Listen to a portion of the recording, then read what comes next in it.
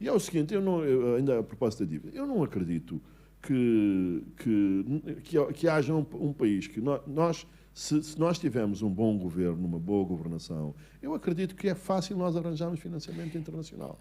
Da forma como está feito o nosso sistema, nem é tanto um bom governo, é só um presidente, porque aparentemente é uma pessoa que manda em quase tudo. Se nós tivermos, imagina que nós temos um presidente e que está doente e vai ao hospital público. Para já, no dia, ele está doente hoje. Amanhã era já remodelação em todos os hospitais públicos aqui, que era só para ele chegar, né, para inglês ver. Depois lá dentro logo se via. Os meus filhos agora só estudam em escola pública. E as escolas públicas para já iam começar a ter professores a receber dignamente, iam ter escolas públicas e casa de banho e água. Pois, porque às vezes nós estamos a falar, Tiago, mas às vezes falta água. Tiago, pelas piores razões, nós ficamos a saber onde nasceram os netos do presidente. Pelas piores razões. Porque ele foi de férias com o nosso dinheiro. É isso que estás a querer dizer. Piores razões. Eu é que paguei, está tudo bem. Vai lá, de férias. 7 chelas. Isto diz tudo, não é? Diz tudo sobre as pessoas que têm dinheiro e que podem fazê-lo, não nascem em Angola. Vão nascer e agora, e também não se morre em Angola, quer dizer, enfim, também não se morre em Angola, não é? Falávamos sobre, em 2022, ter havido um aumento no orçamento da defesa. E calhou de ser ano das eleições, inclusivamente até vimos caminhões blindados na CNE, mas era só para controlar. Há alguma explicação socioeconómica que explica o presidente ter perdido na sua Assembleia de Voto, que até é na cidade alta? Pois, não sei, enfim. Aquilo, houve os tais 10%, o algoritmo dá 10%, não é? Dá 10 pontos percentuais. Mas, portanto, nós vemos, e esse é outro problema, nós estamos aqui, estamos a falar, de alguma maneira, estamos a especular, não é? Sim, sim. Nós vimos a Folha, nós tivemos sim, acesso. Lá, eu não sei, supostamente, tu votas lá? Não. É o seguinte, eu fui observador eleitoral. Okay. Fui observador eleitoral.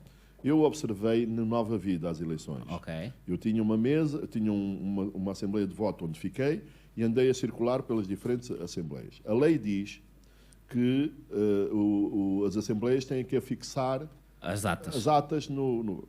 Eu assisti às votações, à contagem dos votos todas e garanto, Tiago, não há problema na contagem.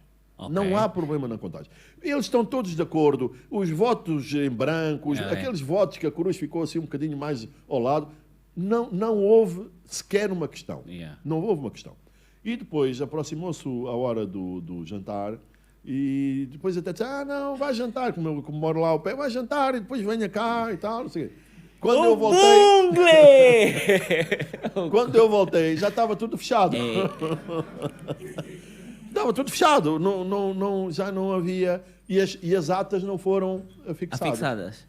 Ei, caralho. E agora é o seguinte, Tiago, a UNITA publicou uma série de atas na muito eu mal, digo, eu tomei nota dos resultados das diferentes mesas e coincidiram exatamente com os da UNITA. Eu fui observador e nós não observamos só Luanda, observamos Bengo, observamos várias.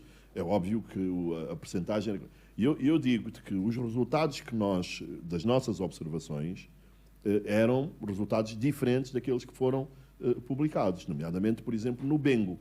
E o que eu estou aqui a tentar dizer é o seguinte, é que nós não conhecemos os resultados das eleições. Tipo, tu vais ao supermercado e compraste fruta, e dentro da fruta compraste maçã, compraste laranja, compraste...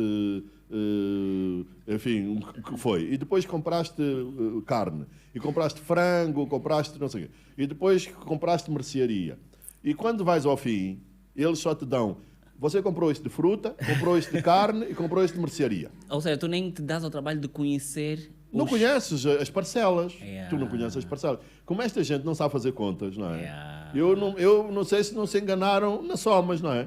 E, portanto, eu queria ter acesso Fazes tua conta, né? Que era o que eu gosto de fazer, a transparência, não é? né? Eu gosto de, se eu for ao supermercado e me fizerem isso, eu disse, não Espera sei. Aí, deixa fazer a coisa. Eu tenho que levar as parcelas todas. E, portanto, o que aconteceu em Angola nas eleições de 2022 é exatamente isso.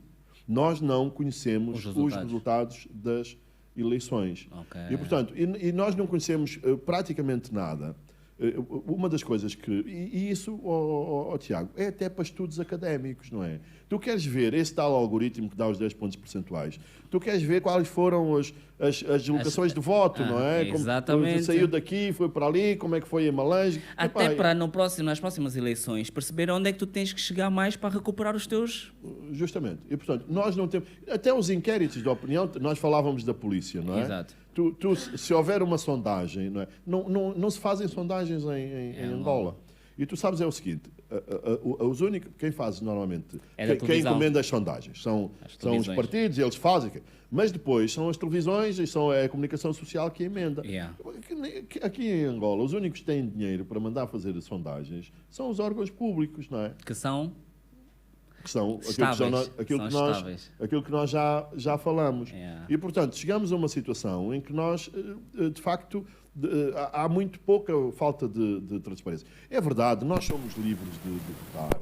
Ninguém está lá a ver onde é que tu votas, embora algumas pessoas até... Mas isso não é problema. Eu verifiquei isto. Na contagem também não há problema absolutamente nenhum. O problema está onde? No apuramento. E agora, em 2022, foi decidido que não há apuramento municipal. E, portanto, só há ao nível das províncias e depois dizem-nos que aquele foi o resultado. E, portanto, temos aqui um grave problema de democracia. Aliás, eu, venho às vezes...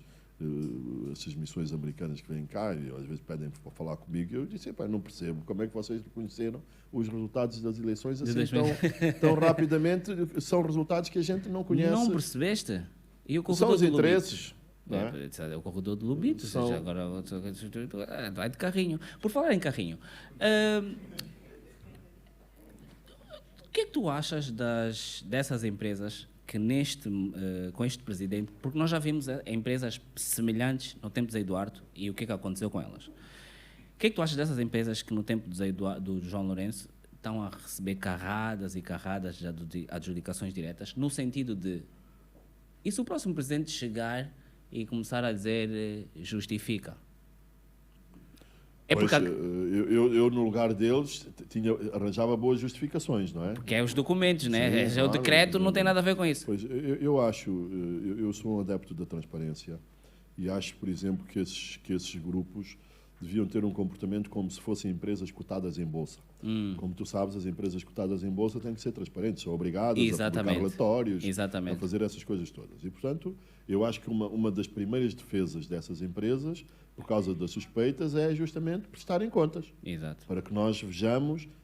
E elas têm que, naturalmente, saber gerir muito bem esse risco. Eu acho que foi isso que, por exemplo, que a Isabel dos Santos não fez. Não geriu. Qual era o principal risco de Isabel dos Santos? Era que o pai dela saísse do poder. Exatamente. E que ela passasse a ser uma empresária normal. Não com aqueles, privilégios todos. E do meu ponto de vista, ela não soube gerir este risco. E, portanto, estas empresas que estão sob suspeita, que a gente, não sabe exatamente o que é que se passa, a melhor forma delas protegerem disso é justamente a de quê? É de prestarem contas, de apresentarem todos os anos contas e nós percebermos porque é que estão a ganhar dinheiro. Tu, quando apresentas contas, tu, por exemplo, tens que dizer quais são as dívidas que tu tens. Tens que falar dos financiamentos, tens que falar dessas coisas todas. E, portanto, é esse o grande problema que nós temos em Angola. Falta de transparência, falta de prestação de contas. É o caso do orçamento. Sabes que o orçamento, que é aquilo que é mais discutido, aliás, nós estamos aqui a falar do orçamento, mas as pessoas não devem falar do orçamento quando existe a proposta, mas fundamentalmente devem falar da execução, que é o que interessa. Exato. O AGE é dizer, olha, eu vou gastar dinheiro aqui e vou receber dali. E depois a execução diz-te onde tu gastaste efetivamente e de onde recebeste. Exato. Por isso é que muitas vezes tu vês, e é frequente, a mesma despesa aparece em não sei quantos orçamentos. 3 ou 4. Pois, Isso não quer dizer necessariamente fraude, pode querer dizer que é uma despesa que não foi executada no orçamento anterior.